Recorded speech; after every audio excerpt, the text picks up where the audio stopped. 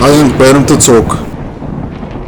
Манай суугийн гэмт хэрэг болон нийгэмд болж буй муу мухай зүйлсийг сурчлах зорилгогүй бөгөөд зөвхөн сэрэмжлүүлэх зорилгоор танин мэдэх хүн хүрээнд хийгдэж буй видео контент юм. Өнөөдрийн дугаар сэрэмжлүүлэх болох зорилгоор матар буюу крокодил гэж нэрлэгддэг мансуурлах бодисын талаар бичлэг бэлтэж оруулж байна. Тухайн бодис нь 14-өөс 15 жилийн өмнөөс анх манай хойд хөрш болох Оросд бүртгэгдэж эхэлсэн маш хүчтэй донтуулагч бодис юм аа. За ер нь манай хойд хөршөд харт амх гэх ойлголт хизээнээс бий болсон талаар тайлбар өгье. За хуучнаар зөвлөлт холбоот улс байхад 1979-1989 оны хооронд үргэлжилсэн 10 жилийн дайнаар буюу Орос болон Афганистаны дайны үеэр Орос улсад харт амх гэх ойлголтууд үүссэн гэж үздэг. Учир нь Афганистан улсад үр гүйцэтгэж байсан Оросын улбаны улсын цэргүүд харт амх болон мансуурлах төрлийн бодисыг хэрэглэж улмаар улсдаа дэлгэрүүлж түүний хамааралтай хүмүүсийг бий болгосон гэж үздэг юм байна. За Афганистан болон лалын шашинтай улс орнууд болохоор опиум гэх нэршилтэй бодисын ургамлыг болохоор эрт дээр үеэс тариаж хэрэглэж ирсэн байдаг. За ялангуяа хаан цэцэглэлийн үед буюу Английн колони улсууд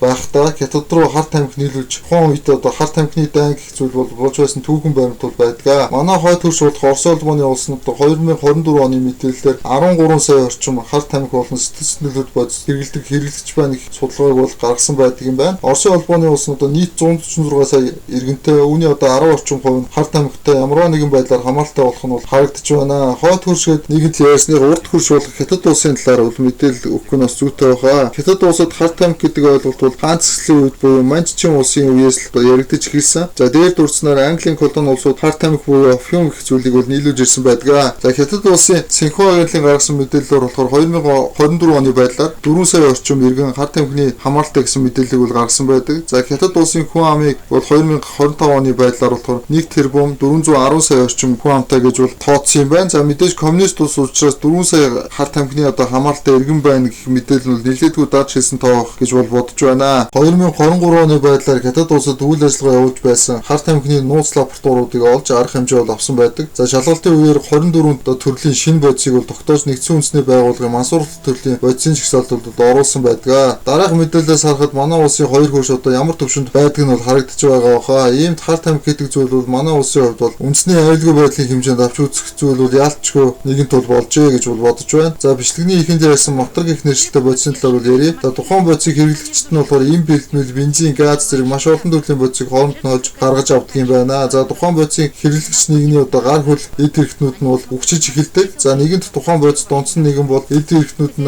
тарихдах хэмжээнд очсон ч гэсэн түүнийг хэрэглэсээр байдаг. Донцсон нэгэнд бол үхэл гэдэг зүйл түүнээс гарах боломж болдог юм шиг байгаа юм аа. Матар гэх тухайн бодистой холбоотой маш олон төрлийн бичлэг болон зураг бол интернет орчинд бол байдаг. Харт амх гэдэг зүйл бол биднээс хол байханд бол нэгэнт болсон. Бидний иргэн тойронд мансуурлах болон сэтгэц нөлөөлөлт бодис хамааралтай хэн нэгэн байгаа гэдгийг бол ямагт санаж энэ талын мэдлэгээ сайжруулснаар хайртай нэгнийхээ бусдад уруу татагдах нөхцөл байдлаас сэрэмжлүүлж чадна гэж бол бодож байна. Харт амх бол үхэл гэдгийг бол ямагт санаж явах хэрэгтэй. Нэгдсэн үндэсний байгууллага бол Монгол улсыг 2010 оноос дамжин өнгөрүүлэх улс гэж бол тооцдог байсан. За 2014 оноос бол хэрэглэгч улс гэж үздэг болсон. Нэгдсэн үндэсний байгууллагын мансууруулах бодис гэмт хэрэгтэй тэнцэх албаны хийсэн судалгаагаар бага болон дунд орлоготой орнуудад 2030 он гэхэд харт амх хэрэглэгчдийн тоо 33%-аар өснө гэсэн бол тооцоо гарсан байдаг. Та бүхэн бичлэг дээр гарч байгаа их сурвалжийг үзэхийг хүсвэл бичлэгний доор байрлах ашигласан их сурвалж хэсэгт байрших холбоосоор нэвтрэн орж сонирхох боломжтой.